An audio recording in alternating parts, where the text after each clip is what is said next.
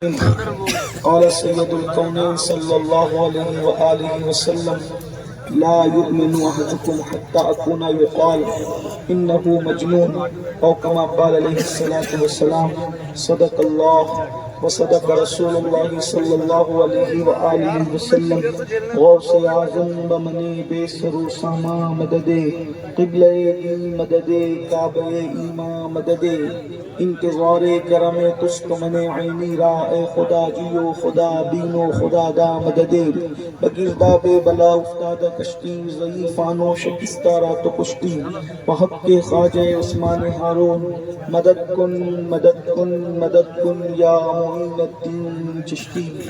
انتہائی احترام و عقیدت کے ساتھ اپنے اور ساری کائنات کے مرکز عقیدت انیس بے کساں چار ساز درد مندہ ہم غریبوں کے غم گسار ہم فقیروں کی ثروت شہر یار ارم تاجدار حرم نو بہار شفاعت شب اسرا کے دولہا نو شہ بزم جنت تانائے سبل مولائے کل ختم الرسل خسرو خوباں سیاح لامکاں وجہ کن فکاں در اللہ المکنون سر اللہ المخزون عالم ما کانا وما یکون آبو دل انبیاء جانو دل اسفیاء مطلع ہر سعادت مقطع ہر سیادت خلاصہ کائنات فخر موجودات حضور احمد مجتبی محمد مصطفیٰ ارواحنا فدا صلی اللہ تعالی علیہ وآلہ وصحبہ وبارک وسلم کی بارگاہ بے کس پناہ میں جس طریقے سے پڑھاؤں سب مل کر بلند آواز سے پڑھ لیں الصلاۃ والسلام علیک یا رسول اللہ،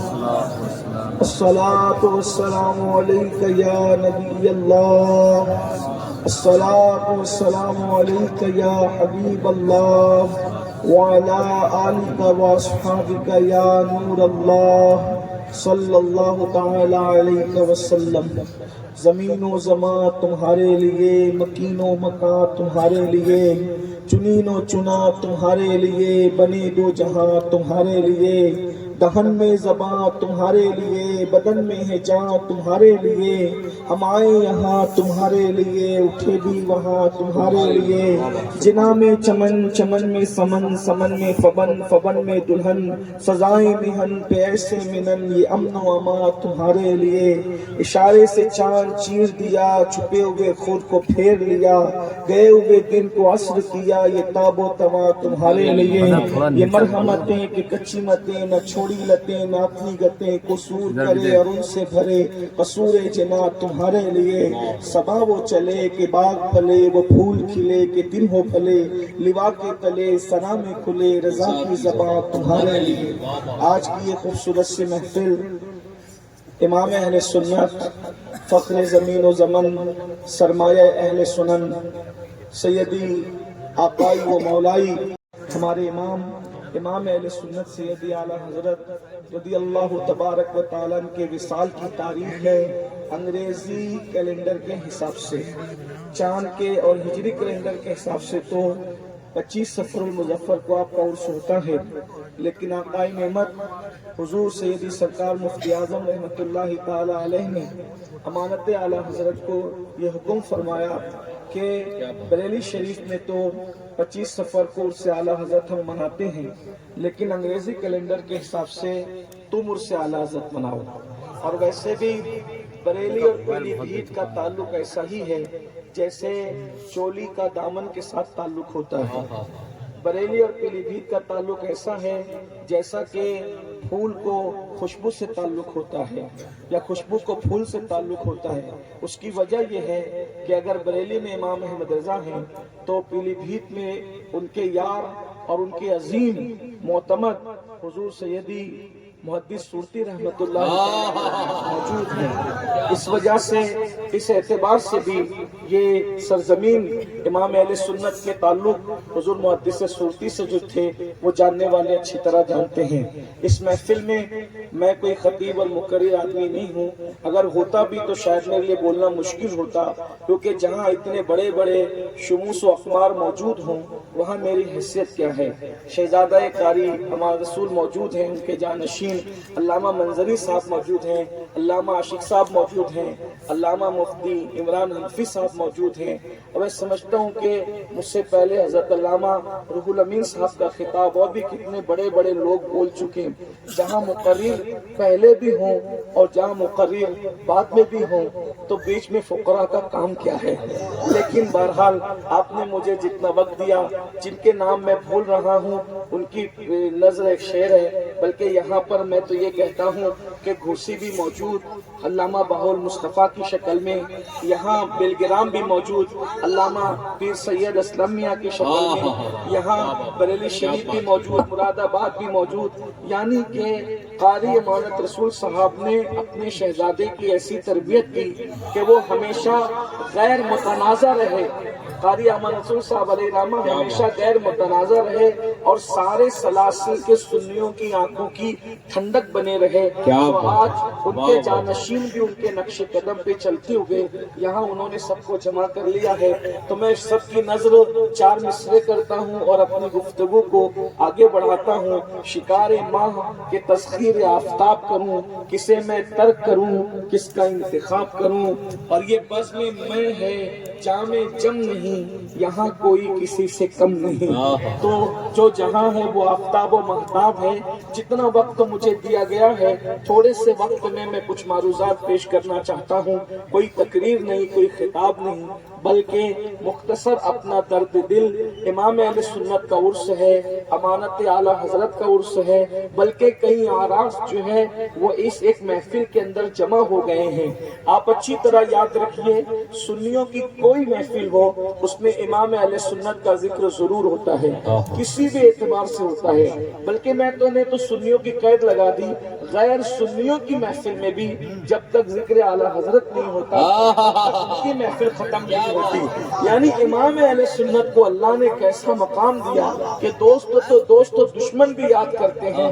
یہ اور بات ہے کہ کوئی جو ہے سوز دل کے ساتھ یاد کرتا ہے، سوز دل میں بھی جلن ہے، سوز دل میں بھی جلن ہے، کوئی سوز دل کے ساتھ یاد کرتا ہے اور کوئی جل بھول کر حسد میں یاد کرتا ہے۔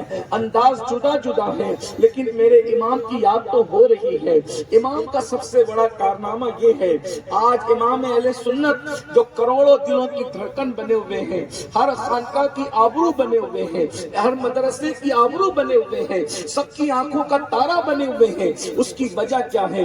امام کا سب سے بڑا احسان یہ ہے کہ امام اہل سنت نے بر صغیر غیر منقسم ہندوستان کے مسلمانوں کے دلوں کے اندر عشق مصطفیٰ کی وہ شمع جلائی، عشق رسول کا وہ چراغ جلایا، عشق رسول کی وہ آگ لگائی کہ انشاءاللہ جب تک چاند اور سورج نکلتے ڈوبتے رہیں گے عشق مصطفیٰ کی شمع کی ملاؤ کبھی مدھم نہیں ہو سکتی، وہ ہمیشہ شعلہ جوال بنتی رہے گی اور لوگ پکارتے رہیں گے، اے دل یہ سلگنا کیا، چلنا ہے تو جلدی اٹھ، اے دل یہ سلگنا کیا، چلنا ہے تو جلدی اٹھ، دم گھٹنے لگا ظالم کیا دھونی رمائی ہے، اے عشق تیرے صدقے جلنے سے چھٹے سستے، جو آگ بجھا دے گی وہ آگ لگائی ہے۔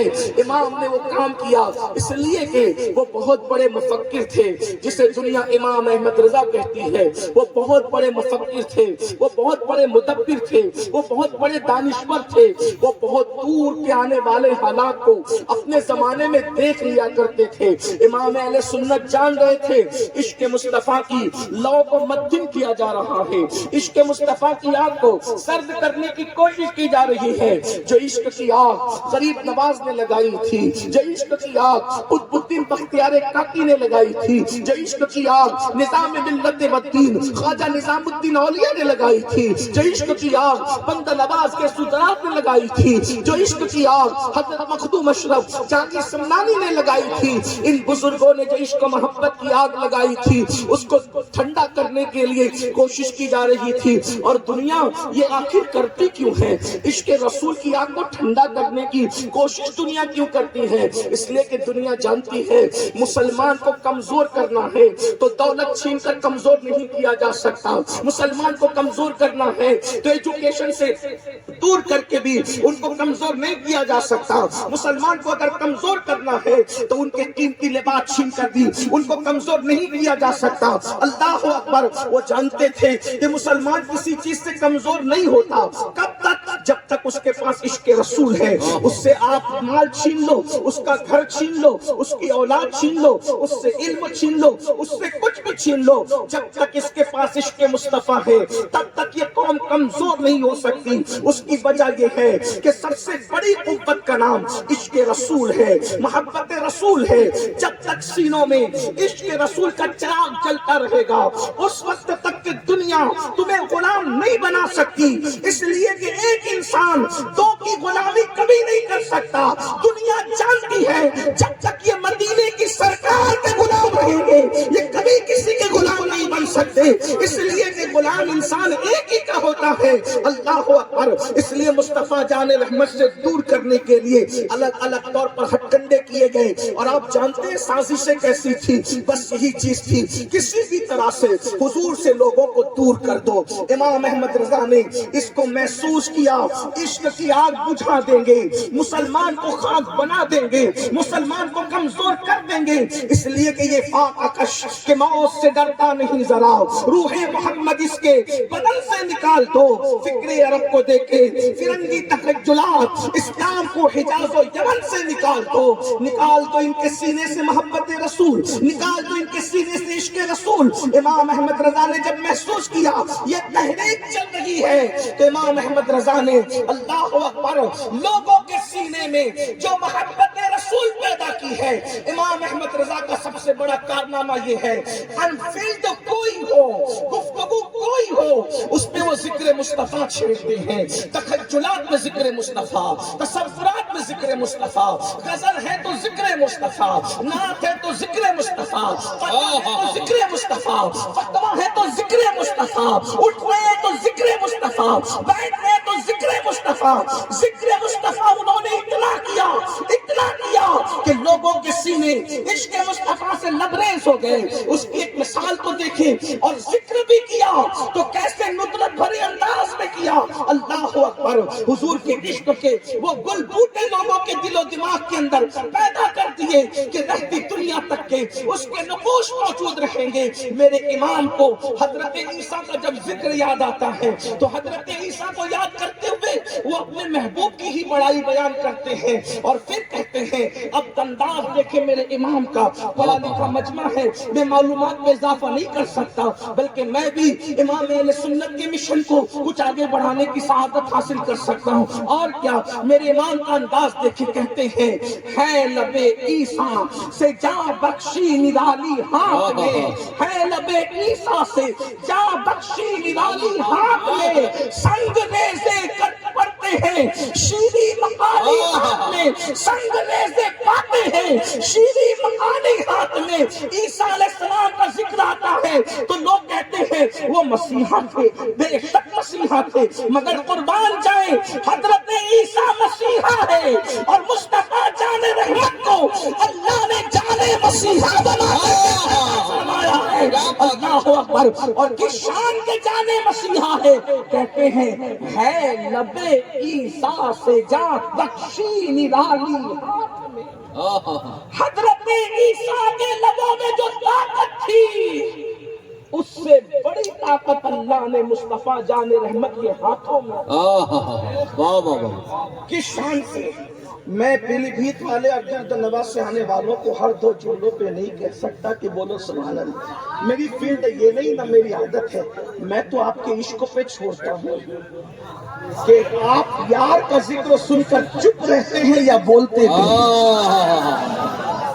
یہ تو آپ کی اپنی مرضی کی بات. میں ہر دو جملے کے بعد ہمت نہیں رکھتا, لیکن آپ بنا کر فقیروں کا ہم بھیز گالی تماشائے اہل کرم دیں تو ہم بھی ذرا عشق والوں کا تماشا دیکھیں. محدث صورتی کی زمین ہے, کیا بات, امانت اعلیٰ حضرت کی زمین ہے, شیر پیش اہل سنت کی زمین ہے. ارے جس زمین پر امام اہل سنت بار بار تشریف لائے, جو کبھی گھر سے نہیں نکلتے تھے، سفر بہت کم کیے، لیکن جتنے سفر کیے زیادہ سفر جس شہر کے اندر کیے ان میں سے پیلی بھیت شریف کا نام۔ یہاں تک کہ ایسی مصروف ترین ہستی، کسی کی شادی ہے تو نکاح پڑھانے بھی آ گئے، کسی کی میت ہے تو جنازہ پڑھا۔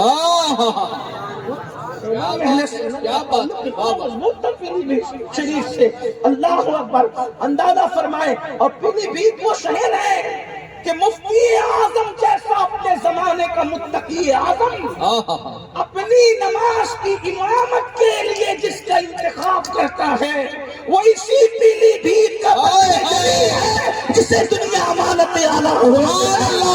نعرہ تکبیر، نعرہ رسالت، حضور امانت اعلیٰ حضرت۔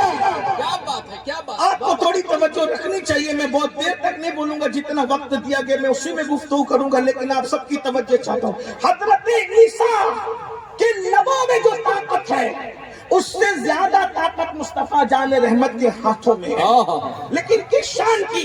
عیسیٰ علیہ السلام کے لبوں کی طاقت یہ ہے کہ حضرت عیسیٰ کہتے ہیں قم بإذن اللہ، تو مردہ زندہ ہو جاتا ہے، مگر رسول اللہ کو قم بإذن اللہ کہنا نہیں پڑتا۔ حضرت عیسیٰ قم بإذن اللہ مردے کو کہتے ہیں تو مردہ زندہ ہو جاتا ہے۔ نبی اپنے ہاتھوں میں کنکر لیتے ہیں تو کنکریاں بول پڑتی ہے۔ لبے عیسیٰ میں جو طاقت تھی اس سے زیادہ طاقت اللہ نے دست مصطفیٰ میں عطا فرمایا۔ سنت دشمن سبیل فلسفے کو یوں بیان کر رہے ہیں، ہے لبے عیسیٰ سے جاں بخشی نرالی ہے لبے عیسیٰ سے جاں بخشی نرالی ہاتھ میں سنگ ریزے پاتے ہیں شیریں مقالی ہاتھ میں، سنگ ریزے پاتے ہیں شیریں مقالی ہاتھ میں، ان کے ہاتھ میں سنگ ریزے اللہ اکبر بول پڑتے ہیں۔ لیکن کیا ہے، مردہ تو زندہ اس وقت ہوتا ہے، پہلے زندہ تھا مر گیا پھر روح لائی، حضرت عیسیٰ کا معجزہ۔ لیکن وہ پتھر جس میں روح تھی ہی نہیں، بلوا دیا، اس سے بھی تسبیح کروا دیا، اس سے بھی اللہ کا ذکر کروا دیا۔ یہ مصطفیٰ جان رحمت کی شان ہے۔ تو میرے امام نے ہر جگہ عشق کے گل بوٹے لوگوں کے دل میں پیدا کرنے کی کوشش کی۔ انہوں نے محبت رسول کو ہمارے دلوں کے اندر چراغ جلانے کے لیے، محبتوں کے چراغ جلانے کے لیے 1200 سے زائد کتابیں عطا کی۔ جانتے تھے عشق کی طاقت سے بڑی کوئی طاقت نہیں، عشق کی قوت سے بڑی کوئی قوت نہیں۔ لیکن یاد رکھنا امام اہل سنت کے غلاموں، آج ہم عشق رسول کی باتیں کرتے ہیں، کہیں نہ کہیں ہمارے عشق میں کمزوری آئی ہے، کیونکہ بزرگوں نے فرمایا جس کو کسی سے عشق ہوتا ہے اس کی 3 نشانیاں ہیں۔ عشق ہوتا ہے تو نمبر 1، جس سے عشق ہوتا ہے اس کا ذکر انسان کثرت سے کرتا ہے۔ پہلی نشانی، محبوب کا ذکر کثرت سے کرتا ہے۔ ہم اللہ کے لیے عشق کے الفاظ بولنے کو جائز تو نہیں سمجھتے، لیکن اللہ اپنے محبوب سے محبت کرتا ہے۔ سب سے زیادہ قرآن میں جس کا ذکر کیا، اپنے رسول کا ذکر، وہ اللہ ہو کر کتنا ذکر کر رہا ہے۔ طٰہٰ کہہ رہا ہے انہیں، یاسین کہہ رہا ہے انہیں، مزمل کہہ رہا ہے انہیں، مدثر کہہ رہا ہے انہیں۔ ان کی ہر ادا پہ قرآن آ رہا ہے اور کس شان سے آ رہا ہے۔ وہ سفر کو جائیں تو سبحان الذی اسریٰ کہہ کر ان کا ذکر کیا جا رہا ہے۔ وہ واپس آئے والنجم اذا ہوا کہہ کر وہ ان کے سفر کا واپس آنے کا ذکر کیا جا رہا ہے۔ اللہ اکبر، وہ چادر اوڑھ لے تو اس انداز پر بھی قرآن آتا ہے، یا ایھا المدثر، اے کمبل اوڑھنے والے۔ وہ چادر چہرے پر آ جائے اور چہرے سے روشنی چادر کے باہر نکلنے لگے تو اس پر بھی قرآن آتا ہے، یا ایھا المزمل، اے جھرمٹ مارنے والے۔ وہ چلے لا اقسم بھٰذا البلد، ان کے خاکے گزر کی قسم اٹھائی جاتی ہے۔ اللہ اکبر، وہ تبسم ریز ہو جائیں اس پر بھی قرآن آتا ہے۔ حتیٰ کہ اگر وہ غصے میں آ جائیں تو ان کے غصے کی ادا پر بھی قرآن آتا ہے۔ حالانکہ غصہ بیان کرنا یہ لوگوں کے لیے فضیلت نہیں ہوتی، وہ اور لوگ ہیں جن کا غصہ فضیلت نہیں ہے، لیکن یہ آمنہ کا نام ہے۔ تیری سیرت، تیری صورت زمانے سے نرالی ہے، تیری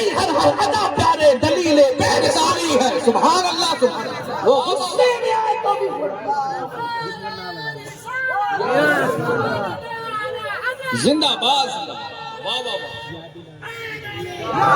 وہ غصے میں آئے تو بھی قرآن آتا ہے، اس شان سے قرآن آتا ہے. وہ غصے میں آتے ہیں اور کنکریاں اٹھاتے ہیں اور دشمن پہ پھینک کر کے مارتے ہیں تو اللہ اس غصے کو کس شان سے بیان کرتا ہے. وما رمیتا اذ رمیتا ولکن اللہ رما.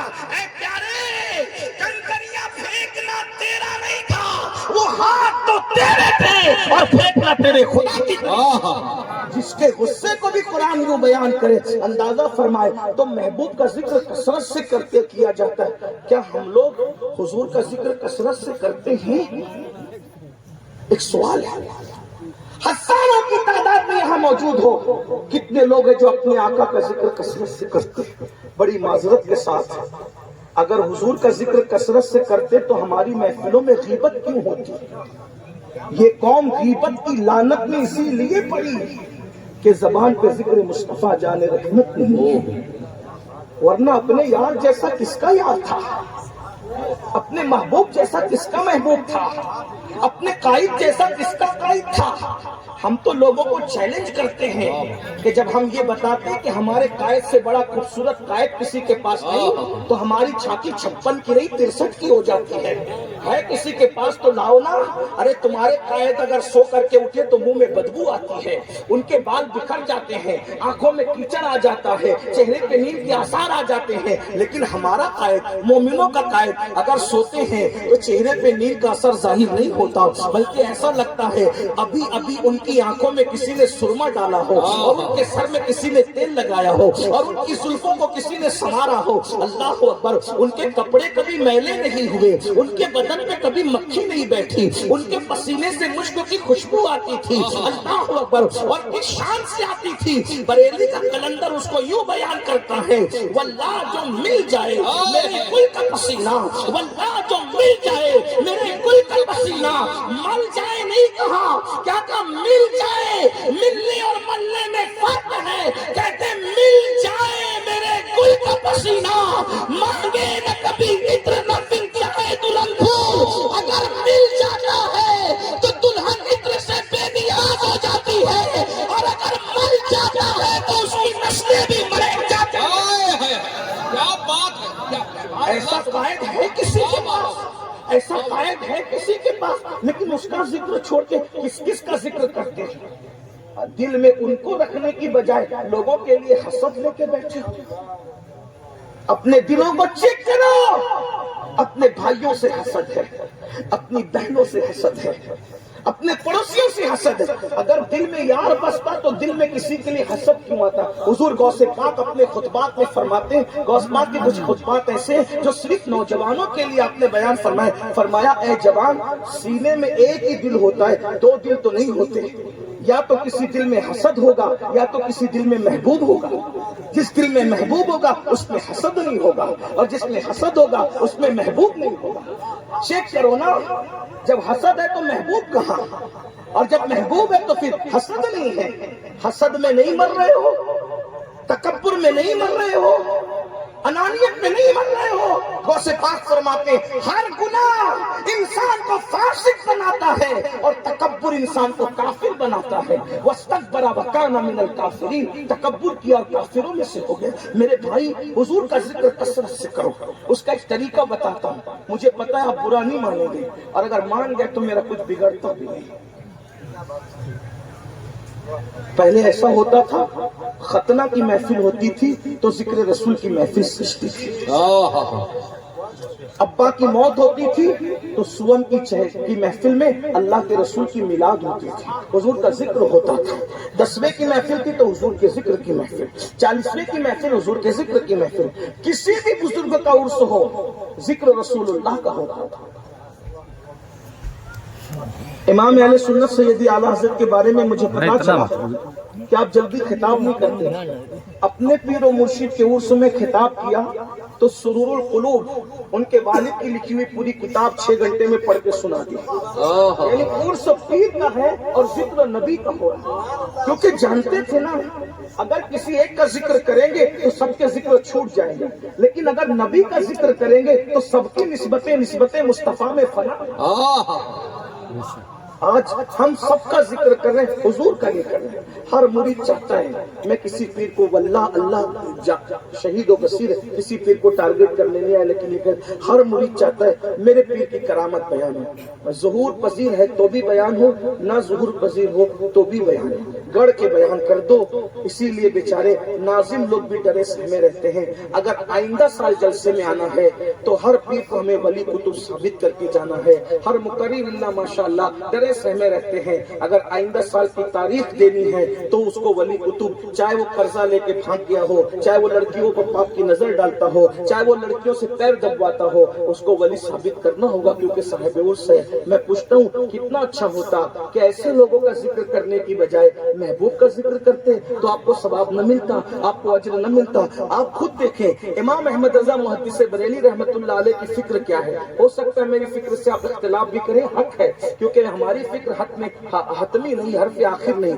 1200 سے زیادہ کتاب لکھنے والا امام 12 صفحات بھی اپنے پیر کی شان میں نہیں لکھا، کیونکہ امام احمد رضا جانتے تھے میرے پیر کے نام پر میں پوری امت کو متحد نہیں کر سکتا، لیکن مصطفیٰ جان رحمت کے نام پر میں پوری امت کو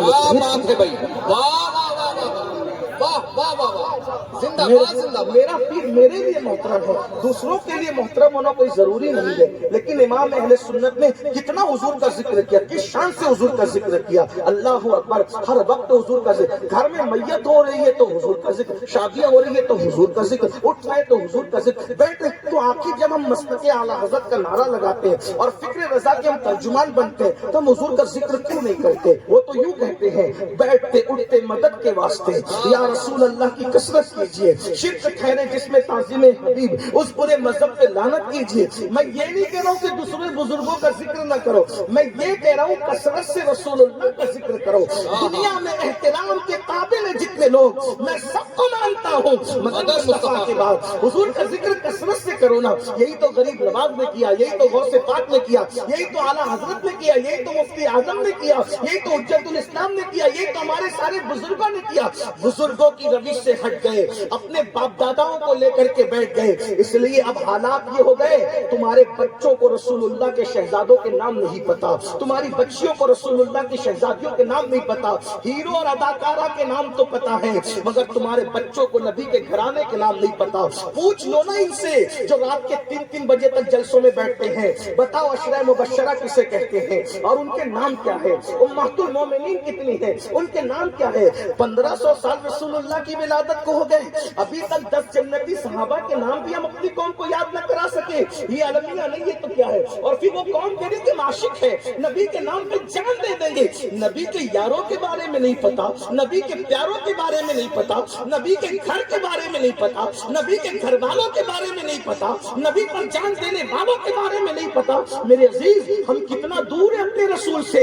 امام اہل سنت نے اپنے نبی سے قریب کرنے کی کوشش کی. اور ایک بات میں آپ کو بتاؤں، اگر امین القادری قوم کو اپنے قریب کرنے کی کوشش کر رہا ہے تو یہ اس کی بہت بڑی بھول ہے. اس کی وجہ یہ ہے اس کو تو مر جانا ہے، جو مر جانے والا ہے وہ اپنے قریب کیوں کر رہا ہے. اس میں نقصان ہے، بلکہ مجھے تو چاہیے کہ میں حضور کے قریب کروں، اس کا فائدہ مجھے کو پہنچے گا. اس لیے کہ وہ کسی کا احسان نہیں رکھتے. ہم کسی کو اپنی طاقت کے مطابق حضور کے قریب کریں گے اور حضور اپنی شان کے مطابق اس کو ہمارے قریب کریں گے. تو اللہ اکبر، ہمارا قریب کیا وہ ہمارا باغی ہو سکتا ہے. نبی جس کو قریب کرتے وہ کبھی ہمارا باغی نہیں ہو سکتا. اس کی زندہ مثال امام احمد رضا کو دیکھ لو، اپنے قریب نہیں کیا، مدینے کی سرکار کے قریب کیا. احمد رضا نے امت رسول کو نبی کے قدموں میں ڈالنے کی کوشش کی، نبی نے بڑھ کے احسان کا بدلہ یہ ادا کر دیا. امت پر جو احسان ہے امام احمد رضا کا یہ ادا کر دیا حضور نے امت کی طرف سے. یہ تو لوگوں کو میرے قدموں میں ڈالتا ہے، میں لوگوں کو تیرے قدموں میں ڈالا دوں. نعرہ تکبیر، نعرہ رسالت، نعرہ رسالت، مسلک اعلیٰ حضرت آل انڈیا مفتی اعظم ہند کانفرنس اور سے اعلیٰ حضرت. کتنا کثرت سے امام احمد رضا کا ذکر ہو رہا ہے, کتنا کثرت سے ان پہ لکھا جا رہا ہے. دنیا کی دوسری جو یونیورسٹیوں کے اندر جو ہے امام اہل سنت پہ پیشی کی جا رہی ہے. یہ کیا ہے؟ یہ حضور کا انعام ہے. اور مٹانے کی کتنی کوشش کی, لیکن مرزا عبدالشکور نے پردہ اٹھا کر کے کہہ دیا سب ان سے جلنے والوں کے دل ہو گئے چراغ. احمد رضا کی شمع فروزہ ہے آج بھی. آج کوئی پوچھنے والا نہیں ہے. اس عاشقی میں عزت سادات دی گئی, پھرتا ہے میر در در, کوئی پوچھتا نہیں. امام احمد رضا سے لڑائیاں لینے والے دیکھ رہے, کوئی پوچھنے والا ہے؟ یہ حالات ہے میرے عزیز. اس لیے حضور کا ذکر کثرت سے کرو. کتنی کثرت سے اور کس شان سے میرے امام نے کیا کہتے ہیں, سب سے اولا وہ اعلیٰ ہمارا نبی, سب سے بالا وہ اعلیٰ ہمارا نبی, اپنے مولا کا پیارا ہمارا نبی, دونوں عالم کا دولہ ہمارا نبی, خلق سے اولیاء, اولیاء سے رسول اور رسولوں سے اعلیٰ ہمارا نبی. اس میں کھاتا ہے جس کے نمک کی قسم, وہ ملی ہے دلارا ہمارا نبی. کون دیتا ہے؟ دینے کو منہ چاہیے, دینے والا ہے سچا ہمارا نبی. میری گزارش ہے اپنے گھر کی محفل میں ڈی جے نہ بجاؤ, شادیوں میں ڈی جے نہ بجاؤ, نبی کی محفلیں سجاؤ. اپنے گھر کی محفلوں کے اندر لڑکیوں کو نہ نچاؤ, رسول اللہ کے ذکر کی محفل سجاؤ. اگر ذکر مصطفیٰ کی محفل سجاؤ گے, نبی کے ذکر کا ذکر ہوگا, خوشیوں میں اضافہ ہوگا. میرے عزیز, تو پہلی چیز ہے نبی کا ذکر کثرت سے کرو. نمبر 2, جس سے عشق ہوتا ہے اس کی بات مانی جاتی ہے. وہ جو کہہ دے اس پر عمل کیا جاتا ہے, وہ جو کہہ دے اس پہ عمل کیا جاتا ہے, اور وہ جس سے روک دے اس سے رک جایا جاتا ہے. یہ بھی ہمارے اندر نہیں. حضور کہہ رہے ہیں جعلت قرۃ عینی فی الصلاۃ, نماز میں میری آنکھوں کی ٹھنڈک ہے. کتنے میرے بھائی ہیں جو عشاء پڑھ کر آئے اور جا کر جنہوں نے فجر پڑھنی, ہاتھ مت اٹھائیے. حضور کی امت کو ذلیل کرنا مقصد نہیں ہے, اصلاح مقصد. آپ ہاتھ مت اٹھائیے. ہم جلسے میں 3 گھنٹہ 5 گھنٹہ تو بیٹھ سکتے ہیں, 10 منٹ ہم نماز کے لیے نہیں نکال سکتے. خواجہ نصیر الدین چراغ دہلی فرماتے 70 سال غار میں بیٹھ کر جو اجر اور ثواب نہیں ملتا, وہ فجر کی صرف 2 رکعت سنت پڑھنے پر ملتا ہے. جب 2 رکعت فجر کی سنت کا یہ اجر ہے تو فرض کا اجر کیا ہوگا؟ آپ غور کیجیے.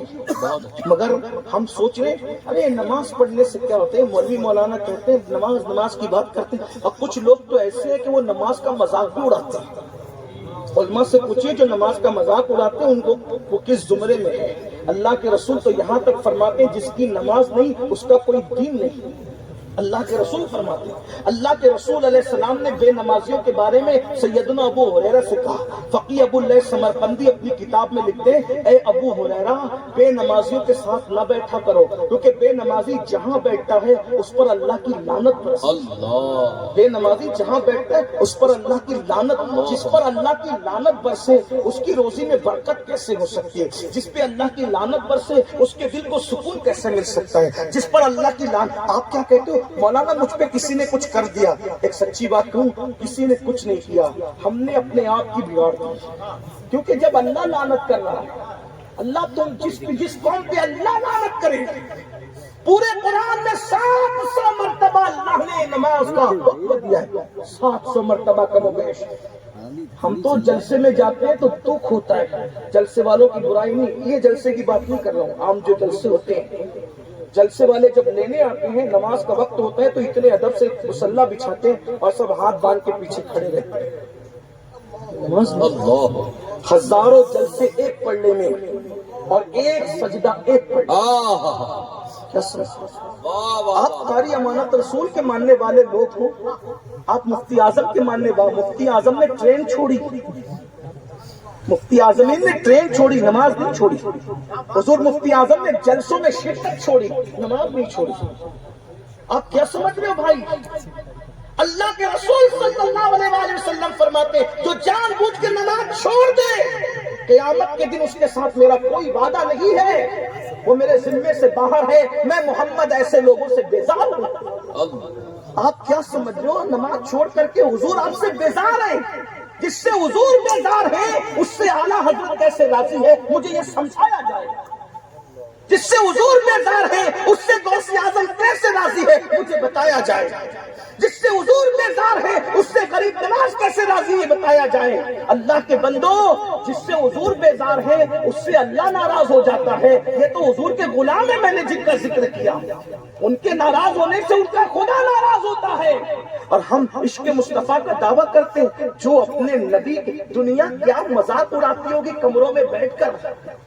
ہم کہتے ہیں نام نبی پہ جان قربان کرے. ابھی میرا ایک بھائی اللہ اسے سلامت رکھے، لمبی عمر دے، لبیک کا نعرہ لگا رہا تھا. سب لبیک کہہ رہے تھے، مجھے خوشی ہوئی. ہمیں کسی نعرے سے اختلاف ہے، لیکن لبیک کا مطلب سمجھا کیا؟ لبیک یا رسول اللہ، یا رسول اللہ میں حاضر ہوں. اگر کسی کو چڑھانے کے لیے نعرہ لگاتے ہو تو تم جانو، تمہارا کام جانو. لیکن اگر نعرہ سمجھ کر لگاتے ہو تو نعرے کا مطلب ہے یا رسول اللہ میں حاضر ہوں. کہاں حاضر ہو؟ رسول اللہ کہہ رہے مسجد میں آ، حاضر ہو غیر حاضر ہو. رسول اللہ فرما رہے داڑھی رکھ، حاضر ہو غیر حاضر ہو. رسول اللہ فرما رہے میری سنتوں پہ عمل کر، حاضر ہو غیر حاضر. اتنا جھوٹ، اتنا جھوٹ کس کی بارگاہ میں؟ جس کی نگاہ سے خدا کی ذات نہ چھپی، اس کی نگاہ سے ہمارے دل کے جذبات. ہر جگہ غیر حاضر ہو اور کہتے ہو لبیک یا رسول اللہ. لبیک یا رسول اللہ کہنے کا حق تو حضرت حنظلہ کو. کیا بات ہے، لبیک یا رسول اللہ کہنے. میں یہ نہیں کہہ رہا کہ ہم کہنا بند کر لیں، یہ بات میری نہیں ہے. میں یہ کہہ رہا ہوں کہ نعرے کے ثبوت میں عمل بھی تو پیش کرو. مسجدیں ویران ہیں، بہت ساری مسجدوں کا تو حال یہ ہے. کبھی کبھی سفر سے ہم لوگ گزرتے ہیں، سفر اللہ کی توفیق سے زیادہ. اور میرے پیچھے یہ بہت بڑے بڑے مسافر لوگ بیٹھے ہوئے ہیں. جب کہیں مسجد میں رکتے تو پتا چلا کہ مسجد میں تالا لگا ہوا ہے. ایسی یہ علامہ مندری صاحب، مفتی حنفی صاحب، یہ سب لوگ مسافر لوگ ہیں، سدا مسافر لوگ ہیں. تو یہ کیا چٹائیوں پہ دھول جمی ہوئی ہے. کیوں؟ اس لیے کہ کوئی نماز پڑھنے نہیں. جو مسجدیں ویران ہوگی پھر دشمن اس کو گرائے گا نہیں. مسجدیں پہلے ویران ہوتی ہیں پھر گرائی جاتی ہیں. آباد مسجدیں کبھی نہیں گرائی جاتی. اس کا ذمہ مسجدوں پہ رونے والوں، اگر تم نے مسجدوں کو آباد رکھا تو کسی کے باپ میں ہمت نہیں تھی کہ مسجدوں کو گرا دیا جائے. ویران مسجدیں گرائی جاتی ہیں، آباد مسجد کبھی نہیں گرائی جاتی. میرے بھائی، مسجدوں کو آباد کیے بغیر اپنے گھر آباد نہیں ہو سکیں گے. شہر جادو کی حقیقت کیا ہے؟ اللہ کے رسول علیہ السلام فرماتے ہیں جو باوضو رہتا ہے وہ اللہ کے قلعے میں محفوظ رہتا ہے. اب میں پوچھتا ہوں کون جادو کا اثر پڑے گا آپ پر؟ جو بادشاہ کے قلعے میں ہو اس پر کچھ اثر نہیں ہو سکتا، تو جو اللہ کے قلعوں میں ہو اس پر کیا اثر ہو سکتا ہے؟ اللہ کے رسول علیہ السلام فرماتے ہیں جو نماز پڑھتا ہے اللہ تعالیٰ اس کو ایسی حفاظت کی زرہ پہنا دیتا ہے، اللہ اکبر، کہ دشمن اس پر کبھی غالب نہیں آتا. نمازی پہ دشمن کبھی غالب نہیں آتا. اور اگر نمازی سے کوئی دشمنی کرتا ہے تو نمازی کی طرف سے اللہ اس کی طرف سے لڑتا ہے اور اس کو ہلاک کر دیتا ہے. میرے بھائی، نماز کی طرف آؤ. مفتی اعظم کی کبھی نماز نہیں چھوٹی، اعلیٰ حضرت کی کبھی نماز نہیں چھوٹی، غوث اعظم کی کبھی. جتنے ہمارے بزرگ ہیں دیکھو، ہم جن کو ولی مانتے ہیں ہم تو دیکھ رہے کہ ان کی کبھی نمازیں نہیں چھوٹی. ٹرینیں چھوٹ گئی. ارے آپ جانتے ہیں حضرت قاری امانت رسول صاحب کی حیات میں ایک واقعہ جو ہے وہ مجھے بتایا گیا جب میں آیا تھا کہ آپ کو پتا ہوگا کہ بارات لے کر کے آ رہے ہیں اور نماز کا وقت ہوا. آپ نے شاید سنا ہوگا. اور نماز کا وقت ہوا اور لوگوں نے کہا کہ یہاں اگر رکیں گے تو لوٹ لیے جائیں گے اور نماز یہاں. لیکن کہا ہم لوٹے جائیں گے چلے گا مگر نماز تو قضا نہیں ہوگی. کیا بات ہے. بزرگوں کی یہ فکر ہے اور ہماری کیا فکر ہے. اللہ کے رسول علیہ الصلوۃ و تسلیم کا ارشاد ہے، مصطفیٰ جان رحمت صلی اللہ علیہ وسلم ارشاد. اب ذرا دل کے کان سے سننا. اللہ کے رسول صحابہ سے کہتے ہیں، اس کو بھی فقیہ ابواللیث سمرقندی نے اپنی کتاب قرۃ العیون کے اندر لکھا.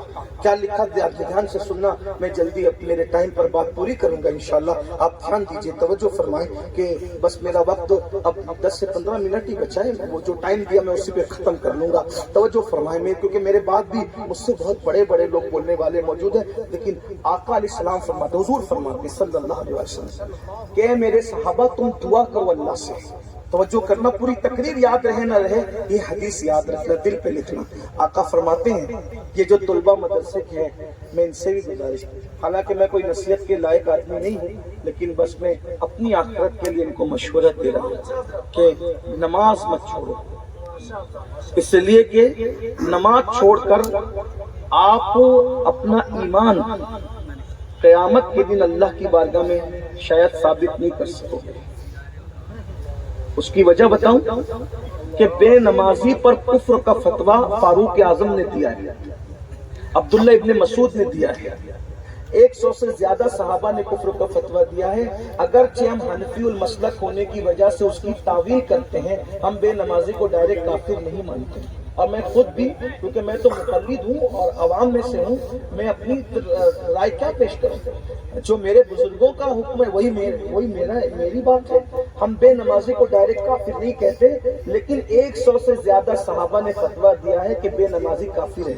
میں اس پر لرزتا ہوں، جو میری سوچ ہے وہ یہ کہ اگر تعویل جو ہم کر رہے ہیں اس کے مطابق قدرت کا فیصلہ نہیں ہوا اور فاروق اعظم اور ان 100 صحابہ کے فتوے کے مطابق قیامت کے دن فیصلہ ہوا، تو تم رہو گے کہاں؟ یہ پاسبل ہے نا؟ یہ بڑے بڑے علماء بیٹھے ہوئے ہیں، ہم تعبیر کرتے ہیں، لیکن اگر فاروق اعظم اور جن صحابہ نے، امام احمد بن حنبل نے، امام شافعی نے، جو بے نمازی میں کفر کا فتویٰ، اگر یہ کہہ دیا گیا، جیسے کہ ہمارے علماء اکثر کہتے ہیں کہ ہم 20 پڑھتے ہیں، تراویح 8 نہیں پڑھتے، تو لوگوں نے کہا کہ کیوں نہیں پڑھتے؟ تو کہا اگر اللہ تبارک و تعالیٰ یہ فرما دے کہ 8 پڑھنی تھی تو ہم یہ عرض کریں کہ مولا ٹھیک ہے 8 قبول کر لی جائے، باقی چھوڑ دی جائے، لیکن اگر 8 والوں سے کہا جائے کہ تم نے 20 کیوں نہیں پڑھی تو وہ کہاں سے لائیں گے؟ ہے نا؟ تو یہ کہ بے نمازیوں کو مومن قرار دیا گیا اللہ کے فیصلے کے مطابق، تب تو چلے ٹھیک ہے، کام بن جائے گا، لیکن پاسبل بھی تو ہے کہ اگر یہ صحابہ نے جو فتویٰ دیا، اگر ان کے فتوے کے مطابق بے نمازیوں کو کافر قرار دیا گیا تو وہاں کس کی مدد طلب کرو؟ کہاں جاؤ گے؟ کس کو پکارو گے؟ کس کا دامن پکڑو گے؟ اللہ کے بندوں کیا سمجھتے ہو نماز کو؟ صرف 10 منٹ کا وقت لگتا ہے میرے بھائی، 10 منٹ کا وقت، زیادہ وقت نہیں لگتا، اور ہم تو یہ سوچ رہے نماز نہیں پڑھے پھر بھی ہم عاشق رسول ہیں۔ میرے بھائی وہ عاشق رسول کیسا ہے جو نبی کی آنکھوں کی ٹھنڈک کی فکر نہیں کرتا؟ ہم تو اس عاشق رسول کو جانتے ہیں جو نماز باجماعت کے لیے ممبئی کا سفر کرتا ہے تو پوری ٹرین کا ڈبہ بک کرتا ہے، جسے دنیا امام احمد رضا کہتے ہیں۔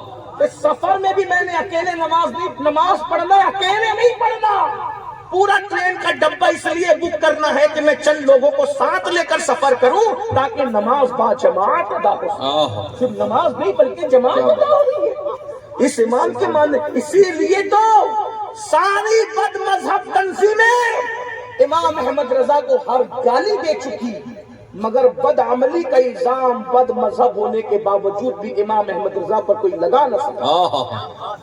امام احمد رضا کے بارے میں غلط باتیں کر کے پیش کی، وہ انگریزوں کے ایجنٹ تھے، یہ تھے، وہ تھے، لیکن کسی نے کہا کہ وہ بد عمل تھے؟ کتنا باعمل ہوگا وہ امام جس کے دشمن بھی اس کو بد عمل کہنے کی ہمت نہ کر سکے۔ اس امام کے ماننے والے ہو کر اگر تمہاری مسجدیں سونی ہیں تو تم کس کے راستے پر ہو؟ سنو حدیث پاک جو عرض کرنے چلا تھا، اللہ کے رسول صلی اللہ علیہ وآلہ وسلم اپنے صحابہ کو کہتے ہیں میرے صحابہ دعا کرو کہ اللہ کسی کو بدبخت نہ کرے اور کسی کو محروم نہ کرے، اللہ کسی کو بدبخت نہ کرے اور کسی کو محروم نہ کرے۔ صحابہ کرام نے کہا جی یا رسول اللہ، تو حضور علیہ السلام فرماتے تم مجھ سے یہ نہیں پوچھو گے کہ بدبخت کون ہے اور محروم کون ہے؟ کس کی زبان ہے؟ اللہ کے رسول کی زبان، تمہارے منہ سے جو نکلی وہ بات ہو کے رہی۔ آقا علیہ السلام نے صحابہ سے فرمایا تم مجھ سے نہیں پوچھو گے کہ بدبخت کون ہے اور محروم کون ہے؟ تو صحابہ نے کہا حضور بتائیے نا کہ بدبخت کون ہے اور محروم کون ہے؟ تو میرے آقا فرماتے ہیں میرے صحابہ جو جان بوجھ کے نماز چھوڑ دے وہ بدبخت بھی ہے، وہ محروم بھی ہے۔ اب مجھے بتاؤ مسلمانوں، جس کو سب محروم کر دیتے ہیں اس کو اللہ کے رسول عطا کرتے ہیں، جس کو نبی محروم کرتے اب اس کو کون عطا کر سکتا ہے؟ اللہ کے रसूल फरमा रहे बे नमाजी महरूम भी है और बदबख्त भी है। आओ अगर हुजूर से इश्क किया है तो हुजूर के कहने पे अमल करो। इमाम अहमद रजा ऐसा आमिल सुन्नत, आमिल हदीस, आमिल कुरान, आमिल नवाफिल कि अल्लाह अकबर। एक मर्तबा इमाम अहमद रजा मस्जिद में आने में लेट हो गए और जब लेट हुए तो लोग देखने लगे कि ये जब भी आते हैं तो एहतिमाम से हर सफ में पहला कदम रखते हैं। अब लेट हुए तो जरा चेक तो करें कि जल्दी में क्या करेंगे।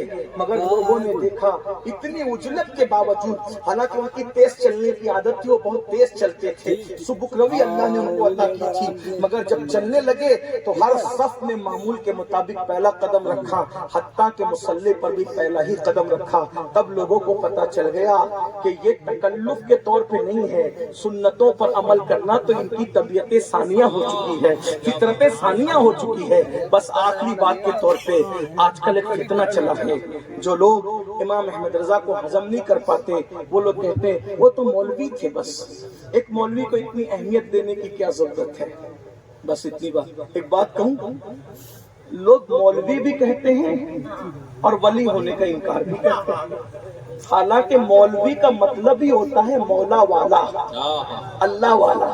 हाँ, लेकिन सब मौलवी यकसा नहीं होते। मगर बात है, कुरान कहता है वली बनने के बारे में, अल्लाह पाक इरशाद फरमाता है कूनू रब्बानियीन, अल्लाह वाले हो जाओ, रब वाले हो जाओ। कैसे? निसाब कितना आसान है अल्लाह वाला बनने का, है कितना आसान है, कितना आसान निसाब है। कूनू रब्बानियीन, रब वाले बन जाओ, अल्लाह वाले बन जाओ। कैसे? बिमा कुंतुम तुअल्लिमूनल किताब व बिमा कुंतुम तदरुसून, अल्लाह की किताब को सीखो, अल्लाह की किताब को सिखाओ, तुम अल्लाह वाले हो जाओ। जिस इमाम अहमद रजा ने पूरी जिंदगी अल्लाह की किताब को सिखाया है तो वो अल्लाह वाला नहीं है। लेकिन चले अगर किसी को करामतों पर ही ये बात है कि करामतों से ही कोई अल्लाह वाला होता है, तो फिर मैं उसको बताना चाहता हूँ, इमाम अहमद रजा को तासुब की बुनियाद पर मौलवियत का ताना देने वालों, वो मौलवी नहीं था, सिर्फ अपने जमाने का मौलाए रोम था, वो अपने जमाने का शेखुल मशाइख था, वो अपने जमाने का सैयदुस सूफिया था, वो अपने जमाने का आलिम रब्बानी था। मैं चैलेंज के साथ कहता हूँ, क्या आज तक किसी मौलवी को ये कहते हुए सुना वही है अव्वल, वही है आखिर, वही है जाहिर, वही है बातिन, उसी के जलवे, उसी से मिलने, उसी से उसकी तरफ गए थे? क्या किसी मौलवी को ये कहते हुए सुना तबारकल्लाह शान तेरी, तुझी को ज़ेबा है बेनियाज़ी, कहीं तो हो जोशे नल तरानी, कहीं तकाज़े विसाल के थे? क्या किसी मौलवी को ये कहते हुए सुना कमाने इनका के झूठे नुक्तों, तुम अव्वल आखिर के फेर में हो, मुहीत की चाल से तो पूछो किधर से आए, किधर आए। एक अजीज गालिब और मीर की शायरी पर कुछ तफसीरा कर रहे थे तो मुझे भी याद आया, इमाम अहमद रजा ने हमको बताया धोखेबाजों से दिल न लगाओ, किसी से दिल किसी से मत करो, प्यार सबसे करो, दिल सिर्फ महबूब से लगाओ, क्योंकि ये दिल बादशाह है और बादशाह बादशाह के कदमों में रख दो। हुजूर आलमीन के बादशाह है, उन्हीं के कदम। ये कहते हैं सब कुछ तो उन्हीं का है, पर दिल की अगर पूछो, ये टूटे हुए दिल ही खास उनकी कमाई, जो उनकी कमाई उनके कदमों में रख दो। आजकल हमारे लड़के नौजवान खुदकुशी कर रहे हैं, और कहा क्यों? कहा किसी लड़की से दिल लग गया था, धोखा खाया, इस वजह से खुदकुशी कर रहा है। पसंद की शादी के चक्कर में नहीं हुई तो ट्रेन की पटरी पे जाकर के कट गया, कुएं में छलांग लगा दी, ये सब हो रहा है। मैं कहता हूँ नादान, ऐसे से दिल क्यों लगाते हो जिससे धोखा खाओ? उससे दिल लगाओ ना जो वफा की जान है, जो जाने वफा है। किसी बहुत बड़े मुफक्किर ने कहा था, हर मोहब्बत की राह में जब तुम थक के बैठ जाते हो, जब मोहब्बत की राह में तुम थक के बैठ जाते हो तो नाकाम हो जाते हो, लेकिन इश्क़ रसूल वो रास्ता है जहां तुम थक के बैठ जाओगे, मंजिल चलकर खुद तुम्हारे करीब आ जाएगी। तुम जहां बैठ जाओगे उसी को मंजिल बना दिया जाएगा। इश्क़ मुस्तफा वो चीज है। तो गालिब ने भी किसी से प्यार किया होगा तो गालिब को धोखा हुआ, تو غالب دھوکے میں آ کر کے غزل لکھتے ہیں کہ دل ہی تو ہے نہ سنگ خشت، درد سے بھر نہ آئے کیوں، روئیں گے ہم ہزار بار کوئی ہمیں ہنسائے کیوں۔ اور ایک مصرع یہ کہہ دیا کہ جس کو ہو جان و دل عزیز اس کی گلی میں جائیں کیوں۔ محبوب سے اتنا بدزن ہو گئے غالب کہ محبوب کی گلی میں جانے سے بھی نفرت ہو گئی۔ تو امام احمد رضا نے غالب کے جانے کے بعد پھر غالب کو بتایا، غالب دھوکے باز کو محبوب بنایا تھا، اس لیے محبوب کی گلی میں جانے سے بھی تجھے ڈر لگتا ہے، لیکن میرا محبوب دیکھ جو دھوکہ دیتا ہی نہیں بلکہ قبر میں بھی کام آتا ہے، اس لیے ہم اس کی گلی سے جانے کی بات ہی نہیں کرتے۔ غالب محبوب کی گلی میں جانا نہیں چاہتا، احمد رضا محبوب کی گلی سے نکلنا نہیں چاہتے۔ غالب کہتے ہیں جس کو جانو دل عزیز اس کی گلی میں جائے کیوں، اور بریلی کا کلندر کہتا ہے پھر دے گلی گلی تباہ ٹھوکریں سب کی کھائے کیوں، دل کو جو عقل دے خدا تیری گلی سے جائے کیوں، رخصت قافلہ کا شور کشتے ہمیں اٹھائے کیوں، سوتے ہیں ان کے سائے میں کوئی ہمیں جگائے کیوں، جان عشق مصطفیٰ روز وضو کرے خدا جس کو ہو درد کا مزہ نازے دوا اٹھائے کیوں۔ سبحان اللہ سبحان اللہ سبحان اللہ سبحان اللہ، واہ واہ۔ تو آخری بات کے طور پہ جو کہہ رہا تھا امام احمد رضا کو لوگ کہتے وہ تو مولوی تھے، مولوی ایسی بات کرتا ہے، پیش نظر وہ نوبہار، سجدے کو دل ہے بے قرار، روکیے سر کو روکیے، یہی امتحان ہے۔ مولوی ایسی بات کرتا ہے، بندہ ملنے کو قریب حضرت عادل گیا، لمحے باطن میں گمنے جلوہ ظاہر، ایسی باتیں مولوی لوگ نہیں میرے بھائی۔ اگر وہ مولانا احمد رضا لوگ تعصب کی بنیاد پہ کہتے ہیں تو اب سنیے، ایک بار کا واقعہ ہے، حکیم اجمل خان صاحب کا ذکر آپ نے سنا ہوگا۔ حکیم اجمل خان بہت بڑے حکیم گزرے ہیں، ان کے ایک دوست تھے جو الہ آباد ہائی کورٹ کے وکیل تھے، اور ان دونوں میں گہری دوستی تھی، اور ملک کے شام سے ایک سید صاحب آتے تھے جو حکیم اجمل خان کے یہاں رکتے تھے، اور حکیم اجمل خان اتنے نباز حکیم تھے کہ آپ لوگ ان کو جانتے ہیں کہ اب میں کیا کوئی تعریف کروں اور کیا ان کا ذکر کروں، لیکن جو ملک کے شام کے سید صاحب تھے نا تو وہ حکیم اجمل کے یہاں رکتے تھے، اور وہ صاحب کرامت سید صاحب تھے، ولی تھے، اور حکیم صاحب اور وکیل صاحب ان کی کرامت دیکھ چکے تھے۔ کرامت کا ذکر بھی حکیم صاحب نے کیا کہ ایک مرتبہ کسی بیمار کی طرف سے بلاوا آیا تو حکیم صاحب نے سید صاحب کو اور وکیل صاحب کو کہا چھٹی میں تو میرے ساتھ تم بھی چلو۔ تو حکیم اجمل نے نبض وغیرہ دیکھی، کہا اس کو کچھ نہیں ہوا ہے، یہ تو اچھا ہو جائے گا۔ سید صاحب نے کہا حکیم صاحب بدنام ہو جاؤ گے، دوا مت دینا، یہ 3 دن میں مرنے والا ہے۔ حکیم صاحب نے کہا میں حکیم ہوں سید صاحب، آپ فقیر لوگ یہ کیا باتیں کرتے، کہا مت 3 دن انتظار کرو، میں جا رہا ہوں۔ یہ تو دلی آ گئے لوٹ کر، 3 دن میں واقعی وہ بندہ مر گیا۔ حکیم صاحب کہہ رہے تھے نبض تو ایسا کچھ نہیں کہہ رہی تھی، لیکن سید نے کہا تو ہو گیا۔ تو بہت معتقد تھے حکیم صاحب بھی اور وکیل صاحب بھی، تینوں بیٹھے ہوئے تھے، بات چیت گپ شپ چل رہی تھی، اتنے میں وکیل صاحب کی زبان سے نکلا وہ بریلی کے مولانا احمد رضا نا بڑے توہم پرست آدمی، یہ ان پہ الزام لگا۔ تو حکیم صاحب نے کہا کہ وہ توہم پرستی کی وجہ، وہ بولے وہ بحیرہ کے جو مہدی میاں ہے نا وہ بازار میں بھی ملتے ہیں تو وہ ان کے پاؤں چومتے، وہ سیدوں کے پیر چومتے ہیں بازار میں بھی، کہیں توہم پرست تو مولوی ہے۔ سید صاحب نے غصے میں کہا حکیم صاحب اگر دوستی قائم رکھنا ہے تو اس کو منع کرو کہ یہ مولانا کے خلاف کچھ نہیں کہے گا۔ وکیل نے کہا سید صاحب آپ ان سے کبھی ملے نہیں، کوئی مرید نہیں، کوئی شاگرد نہیں، کوئی استاد نہیں، کوئی تعلق نہیں، اتنی محبت کیسے امٹ آ رہی ہے دل میں؟ میں آپ کے لیے تو نہیں کہہ رہا ہوں، ان کے لیے کہہ رہا ہوں۔ کہا کچھ بھی ہو میں ان کے خلاف ایک لفظ نہیں سن سکتا، اور اگر آپ بولو گے تو آج کے بعد ہمارا رشتہ ٹوٹ جائے گا۔ تو وکیل صاحب نے کہا آپ اتنا گرم کیوں ہو رہے ہیں؟ تو انہوں نے غصے میں نہیں کہنے والی بات بھی کر دی۔ انہوں نے کہا میں ان سے ملا تو نہیں ہوں ظاہر میں، مگر میں نے ان کو بارگاہ رسالت میں دیکھا ہے۔ اتنا کہا بارگاہ رسالت میں دیکھا، اتنا کہا تو دونوں نے پیر پکڑ لیے۔ کیا دیکھا بتاؤ؟ حکیم صاحب اور وکیل صاحب نے، سید صاحب تو منہ پہ انگلی رکھ لیا، ارے میں نے کیا کہہ دیا، راز کی بات بتا دی، بڑی بزم میں راز کی بات کہہ دی۔ کب بتانا پڑے گا سید صاحب کہ آپ نے بارگاہ رسالت میں کیا دیکھا؟ تو کہا سنو، اللہ نے مجھے وہ مقام عطا کیا ہے جس کو کہتے ہیں نا مقام حضوری۔ حضور کا دربار جب سجتا ہے تو کچھ ایسے اللہ کے مقبول بندے ہیں جن کو وہاں حاضری کا شرف حاصل ہوتا ہے، تو ان میں بھی ہوں۔ اللہ نے وہ سے سب وہ کہتے ہیں کہ ان میں بھی ہوں۔ تو کہا اچھا؟ تو کہا جب میں بارگاہ رسالت میں بیٹھتا ہوں تو میں نے دیکھا کہ ایک نوجوان آیا اور حضور تخت پہ بیٹھے اور اس سے فرماتے اٹھو اور میرے سامنے میری شان بیان کرو، اور وہ جوان حضور کی شان ان کے سامنے بیان کرتا ہے۔ تو میں نے پوچھا نانا جان یہ کون خوش نصیب جوان ہے جس کو آپ اتنی توجہ سے سنتے ہیں؟ تو حضور نے فرمایا یہ بریلی کا احمد رضا ہے۔ یہ صاحب فرماتے ہیں کہ جس دن سے میں نے بارگاہ رسالت میں ان کی مقبولیت دیکھی اس دن سے میں بھی ان کا شہدا ہو گیا۔ اسی کو امام احمد رضا کہتے ہیں۔ انہوں نے حضور کے عشق کے یوں ڈنگ کے بجائے اور حضور کی بارگاہ میں یوں مقبولیت ملی۔ آئیے صرف زبان کے عاشق نہیں عمل کے عاشق بنیے، جس کا مقام یہ تھا کہ جس نے ہمیں پیغام دیا دل ہے وہ دل جو تیری یاد سے معمور رہا، سر ہے وہ سر جو تیرے قدموں پہ قربان گیا، آہ وہ آنکھ کہ ناکام تمنا ہی رہی، ہائے وہ دل جو تیرے در سے پرارمان گیا۔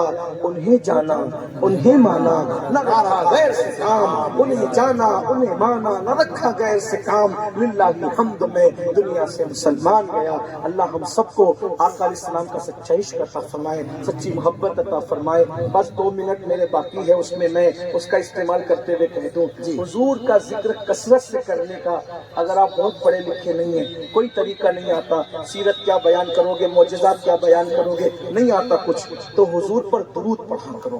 یہ بھی تو حضور ہی کا ذکر ہے صلی اللہ علیہ وآلہ وسلم، مختصر درود ہے صلی اللہ علیہ وآلہ وسلم، کم سے کم 313 بار پڑھو، 6 منٹ لگیں گے، 500 مرتبہ پڑھو گے تو 10 منٹ لگیں گے، 1000 مرتبہ پڑھو گے تو 20 منٹ لگیں گے، اور بہت مصروف ہو بٹن والی تسبیح ہاتھ میں لے لو، کوئی ریاکار کہنے دو، کوئی دکھاوا کہنے والا کہنے، جو کسی کو کہنا ہے کہنے دو۔ آپ 1000 بار درود شریف روزانہ پڑھ لیا کریں، اور 1000 بار جو درود پڑھے گا اس کو بشارت ہے کہ وہ حضور کی زیارت کرے گا مرنے سے پہلے، اور مرنے سے پہلے جنت میں اس کو اس کا ٹھکانہ بتایا جائے گا، اس کے بعد اس کو موت آئے گی اور انشاءاللہ اس کو ایمان پہ موت آئے گی۔ اور جو 1000 مرتبہ یعنی کثرت سے درود پڑھتا ہے مرنے کے بعد اس کے جسم کو قبر کی مٹی بھی نہیں کھائے گی، انشاءاللہ اس کا کفن بھی میلا نہیں ہوگا۔ میرے بھائی یہ درود کثرت سے پڑھنے کی برکت ہے، اور ہر درد کی دوا درود شریف کے اندر موجود ہے۔ اس کے بعد حضور پر درود کثرت سے پڑھا کرو، ساتھ ہی ساتھ 100 مرتبہ استغفار پڑھنے کے عادی بنو۔ اور اگر مالدار بننا ہے تو ہمارے آقا علیہ السلام نے قرض کی ادائیگی کے لیے اور مالداری کے لیے ایک نسخہ بتایا، فجر کی سنت اور فرض کے درمیان 100 مرتبہ پڑھو، سبحان اللہ و بحمدہ سبحان اللہ العظیم و بحمدہ استغفر اللہ۔ ایسی دولت آئے گی کہ تم سمیٹتے سمیٹتے تھک جاؤ گے۔ احد پہاڑ کے برابر بھی قرض ہے، اللہ ادائیگی کے اسباب پیدا کر دے گا، لیکن آپ مجھے معلوم ہے کرو گے نہیں، کیونکہ اس کو فجر میں پڑھنا ہے۔ ہاں سید صاحب آپ دعا کرو، پیر صاحب آپ دعا کرو، سبھی کچھ کریں گے، آپ کیا کریں گے بھائی؟ آپ کس دن کے لیے ہو؟ آپ عیاشیاں کریں گے، آپ موج مستیاں کریں گے، آپ انٹرنیٹ کا مس یوز کریں گے، ایسے نہیں ہوگا۔ آپ کو خود کرنا پڑے گا، آپ کو خود محنت کرنی پڑے گی۔ ارے ادھر تو مال، لیکن مال آنے کی نیت سے نہیں پڑھنا، یار کی رضا کے لیے پڑھنا، اللہ کو راضی کرنے کے لیے پڑھنا، کیونکہ قرآن کہتا ہے واللہ ورسولہ احق ان یرضوا، اللہ اور اس کا رسول زیادہ حقدار ہے کہ ان کو راضی کیا جائے۔ تو یہ تسبیح پڑھو، کلمہ شریف پڑھنے کے عادی بنو، درود شریف پڑھنے کے عادی بنو، اور نماز تو کبھی مت چھوڑو۔ اگر آپ کوئی نوکری کرتے ہو، اتنی قلت ہے وقت کی کہ کچھ نہیں پڑھ سکتے، تو کم سے کم فرض پڑھ لیا کرو، نماز مگر مت چھوڑو۔ اللہ تعالیٰ سب کو توفیق بخشے۔ دوران گفتگو کوئی غلطی ہو تو اللہ تعالیٰ معاف کر دے۔ استغفر اللہ ربی من کل ذنب واتوب الیہ وما علینا الا البلاغ۔ السلام علیکم ورحمۃ اللہ۔